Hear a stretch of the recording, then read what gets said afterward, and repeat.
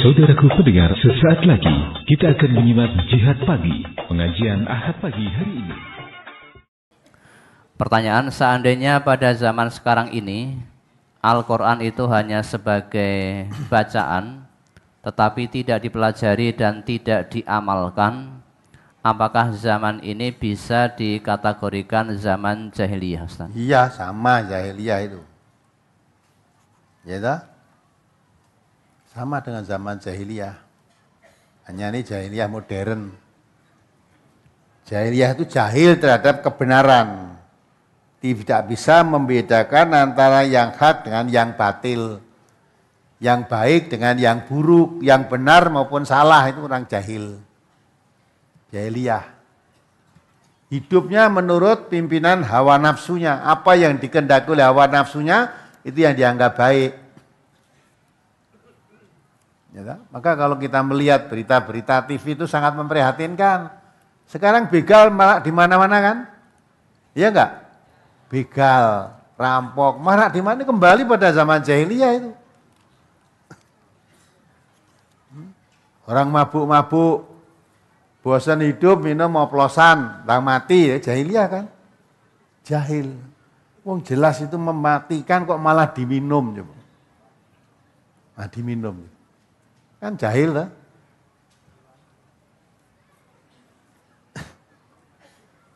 Maka kalau yang anak-anak muda itu enggak nanti kalau bapak-bapak seusia saya itu tahu jauh perbedaan zaman kecil saya dengan sekarang.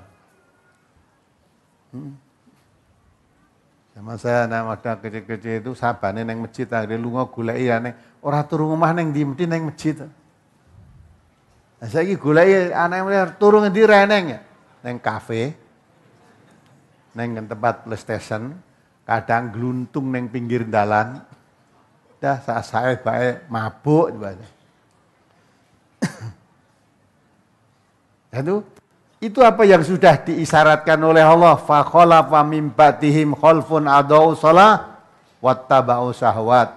Kalau orang tua beragama mesti berpikir itu. Dahulu orang tuanya dari para nabi dulu, Ibrahim, Nabi Nuh dan sebagainya, dan anak cucunya kalau dibacakan ayat-ayat Allah menyungkur sujud dan menangis, itu menunjukkan lambang taat, tunduk, patuh kepada agama, kepada Allah. Tapi generasi berikutnya datang generasi yang jelek. Ciri-ciri generasi yang jelek itu menyia-nyiakan sholat dan menuruti hawa nafsu. Ya, menuruti hawa nafsu. Kan tidak ada tuh sekarang anak-anak muda dudukan neng masjid, paling nek Jumatan. Kamu lihat aja di masjid-masjid itu, 5 waktu sholat. Masjidmu isinya apa? Isinya mau imam karo makmum, kadang-kala dirangkep. Imamnya ngerangkep dadi makmum. Tambah muadzin 1.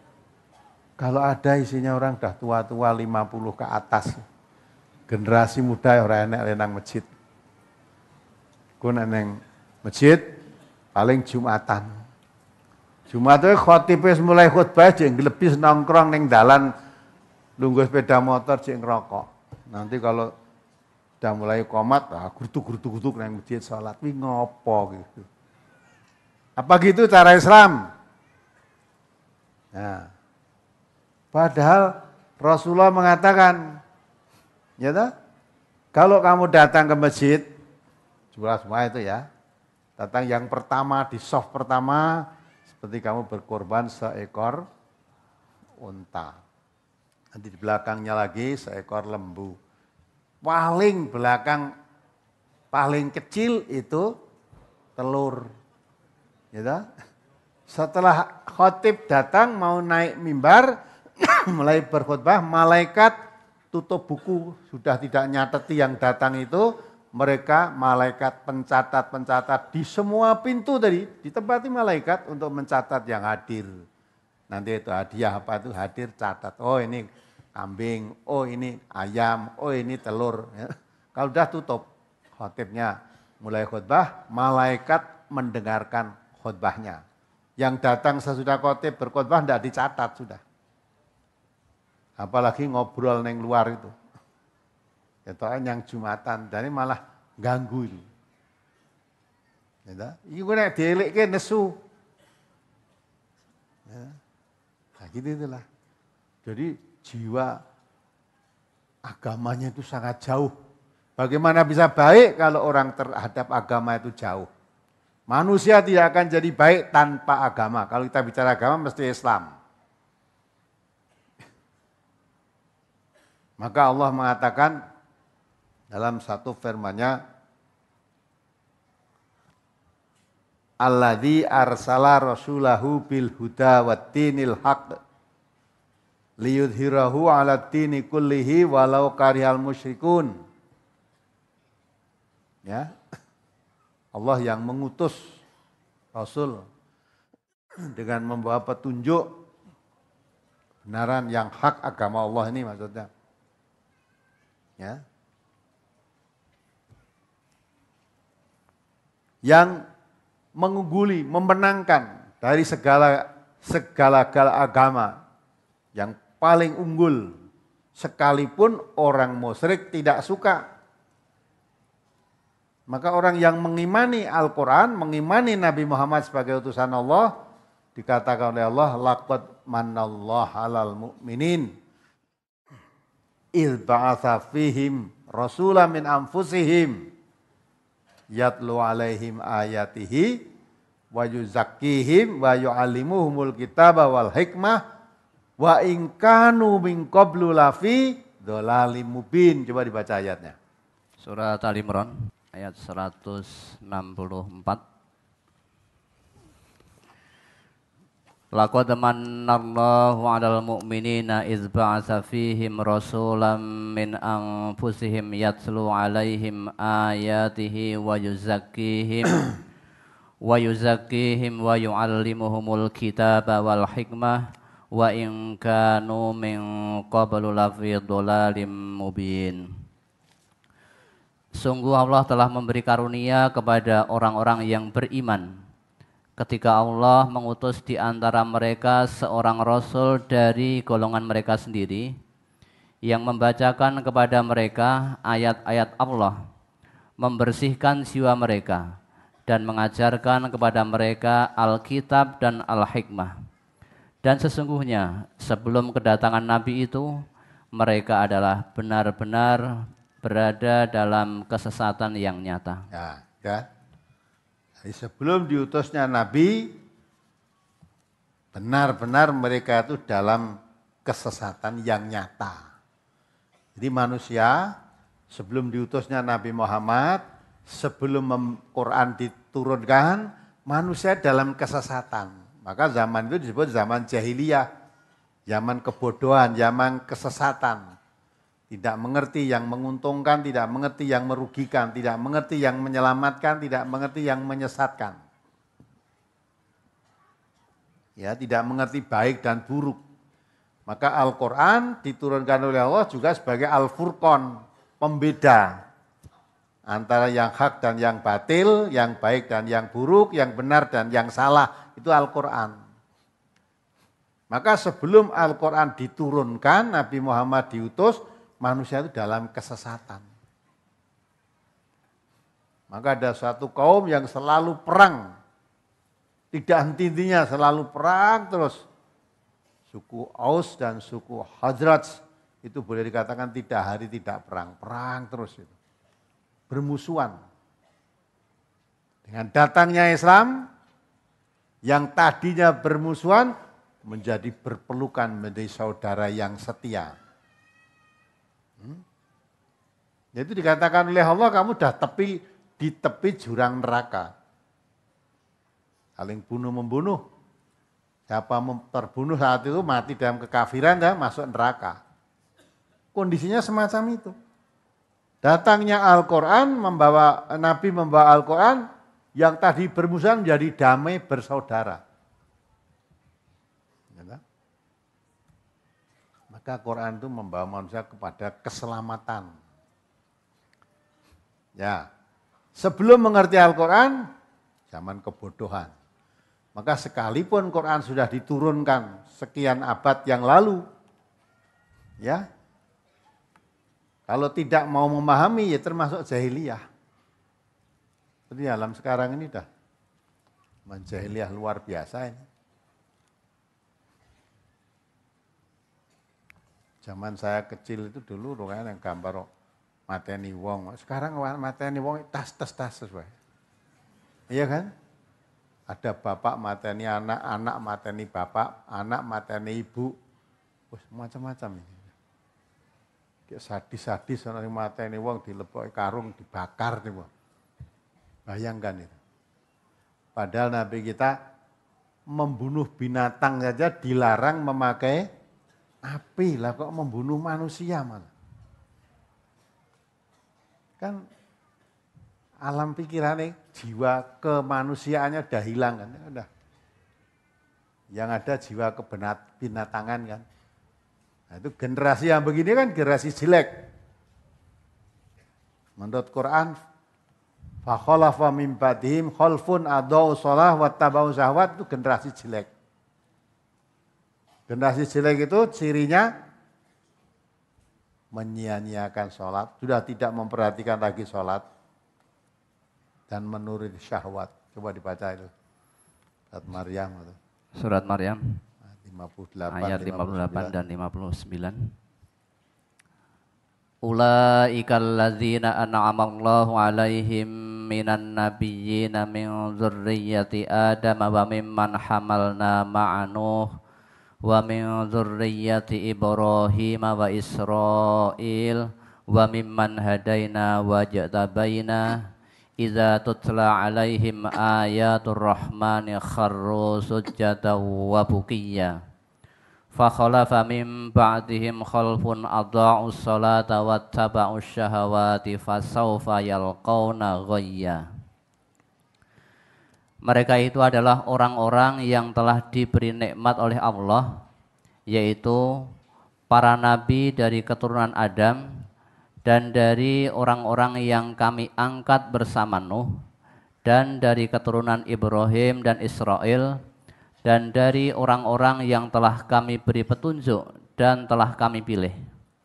Apabila dibacakan ayat-ayat Allah yang Maha Pemurah kepada mereka, maka mereka menyungkur dengan bersujud dan menangis. Maka datanglah sesudah mereka pengganti yang jelek, yang menyia-nyiakan sholat dan memperturutkan hawa nafsunya, maka mereka kelak akan menemui kesesatan. Ini perhatikan.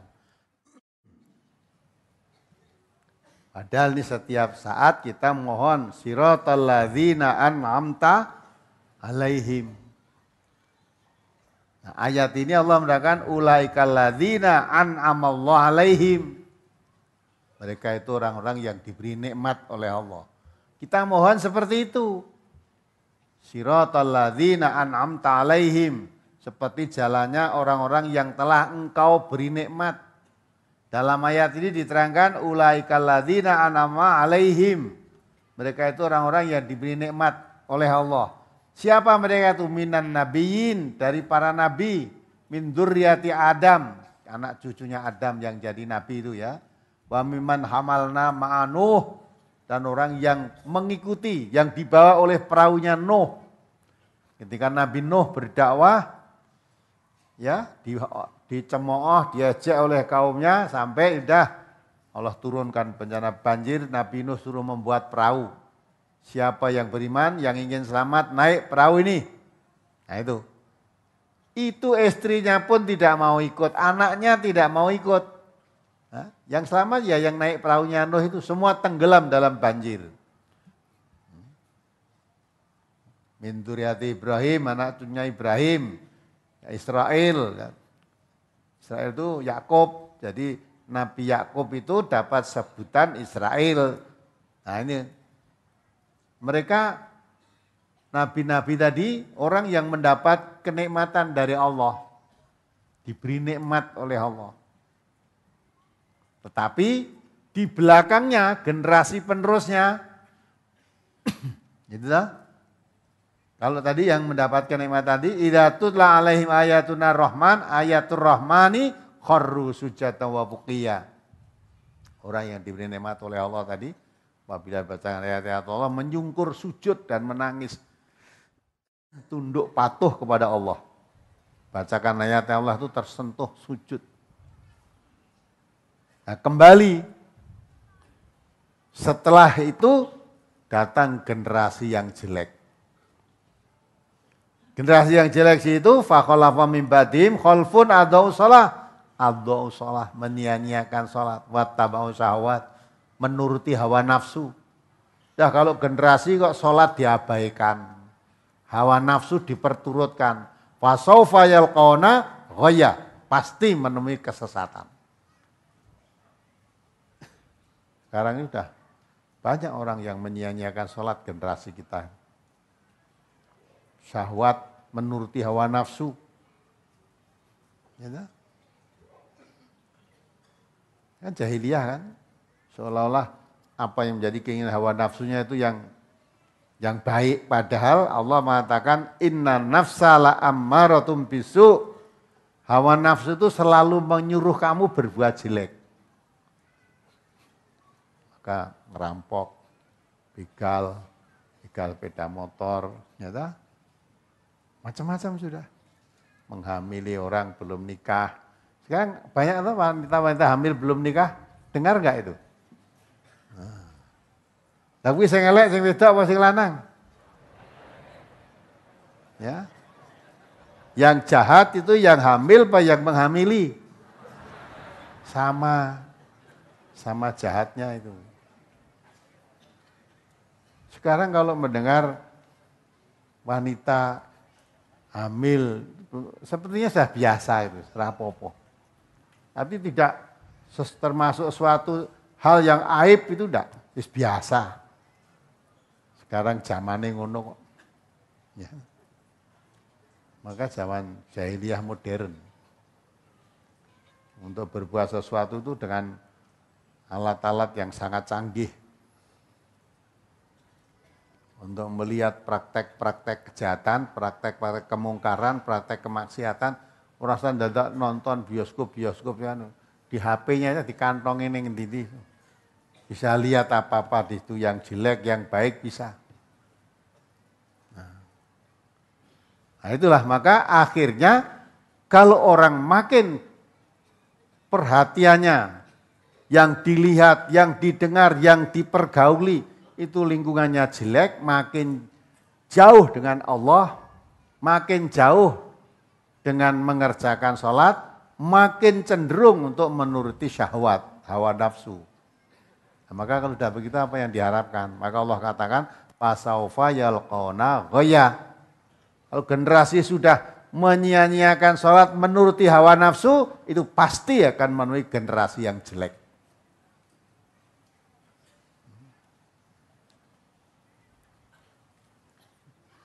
Ya dah? Nah, sekarang udah enggak karuan, apalagi kalau bawa sering sok nonton TV itu jam 8 ya jam-jam gini lah.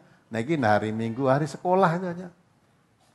Wanita-wanita kudungan ya melu jogetan. Iya enggak? Jogetan, ini terus karmu piye coba?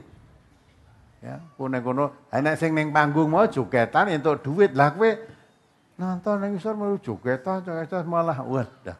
Sing delok kowe ora tegel, sing didelok cengingis. Kayak nganggo kudung sisan. Apa begitu wanita Islam? Nah, maka kalau kita lihat alam sekarang, kita perhatikan agama ini, wah sudah memprihatinkan. Maka Allah telah pagi-pagilah awal sudah memerintahkan pada kita, ku anfusakum wa ahlikum. Nah, jaga dirimu, jangan dirimu saja yang selamat dari api neraka, tapi keluargamu, anakmu, istrimu, suamimu, jaga itu, jangan sampai tersentuh api neraka. Supaya tidak tersentuh api neraka, maka tunjukkan jalan ke surga. Ya. Jalan ke surga itu apa? Di antara jalan yang memudahkan jalannya ke surga, pengajian seperti ini. Karena Nabi mengatakan, man salaka thariqan yaltamisu fihi ilman syahalallah tariqan ilal jannah. Ya, siapa yang menempuh perjalanan untuk menuntut ilmu, ilmu yang bisa membedakan yang hak dan yang batil, ilmu yang membedakan yang benar dan yang salah, maksudnya ilmu agama, ya, Allah memudahkan jalannya ke surga. Surga itu jadi keinginan setiap orang beragama. Tapi kalau tidak tahu jalannya, apa bisa sampai? Nah, di antara dimudahkannya jalan ke surga, menuntut ilmu, ngaji agama ini. Akan dimudahkan oleh Allah jalannya ke surga. Karena tahu, kalau ingin surga betul ya tempuh. Saya ingin surga tapi jalannya nggak tahu bagaimana bisa menempuh. Antara lain diterangkan jalan surga tadi, apabila dibacakan ayat Allah, dia menyungkur sujud dan artinya tunduk patuh dengan aturan Allah. Nah, ini sudah jangan jahiliyah sudah. Kalau dahulu Nabi di dalam menyebarkan dakwahnya itu yang dihadapi jelas. Dihadapi jelas kafir dan Islam. Siapa menghalang-halangi dakwah itu kafir zaman Nabi. Kalau orang tidak kafir, nggak ada menghalang-halangi dakwah. Nah, ada orang yang sebetulnya kafir, tapi bungkusnya bajunya Islam, yang disebut apa? Munafik. Kalau ada kegiatan orang munafik, Allah turunkan wahyu, ngabari karo Nabi. Kalau menghalangi dakwah Islam, jelas itu kafir. Dulu yang dihadapi mudah-mudah begitu. Sekarang ini menghalangi dakwah Islam itu urung mesti wong kafir. Malah membubarkan pengajian ini takbir Allahu Akbar. Piye kok begitu? Longnya manggil-manggil Allah nggo bubarkan ya, orang-orang yang mengkaji firman-firman Allah kan dah ndak sehat itu. Menghina Allah. Sedang Nabi kita mengatakan khairukum man ta'allamal Qur'an wa 'allamahu. Sebaik-baik kamu itu yang belajar dan mengajarkan Quran, itu yang paling baik. Lah kok dibubarkan gek tekbir sisan. Ki jane piye karemu itu? Ya toh? Malah ngarani sing ngaji Quran itu orang yang sesat. Sing ngoprak-prak wong ngaji itu yang selamat. Itu kan ruti hawa nafsu kan.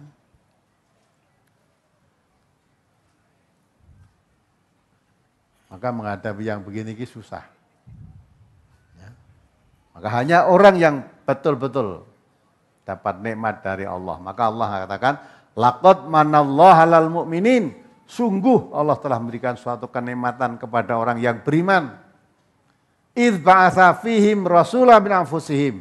Ketika diutusnya seorang rasul dari diri mereka, dari golongan mereka sendiri, maksudnya dari manusia ya.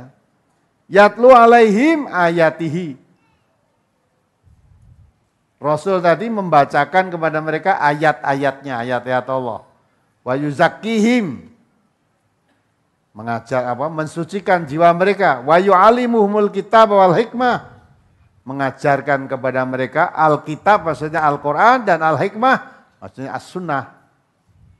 Mengajarkan Al-Quran dan As-Sunnah. Wa in kanu min qablu lafi dhalalim mubin. Sebelum diutusnya Nabi Muhammad tadi, manusia dalam keadaan kesesatan yang nyata. Maka sekalipun Nabi sudah diutus, Quran sudah diturunkan, kalau tidak mau mempelajari Quran, ya sesat. Tidak tahu jalan selamat. Maka berbahagialah bapak-bapak, ibu-ibu yang tadi berombong-rombong dari jauh-jauh, ya, datang untuk mengkaji ini. Walaupun saya katakan berulang kali, ngaji Quran sunnah tidak harus di MTA. Asal yang dikaji itu agama Islam, mesti Quran dan sunnah. Karena sumbernya Islam itu dari Quran dan sunnah. Bukan dari kitab Darmo Gandul. Bukan dari kitab Mujarobat, takbir mimpi, bukan.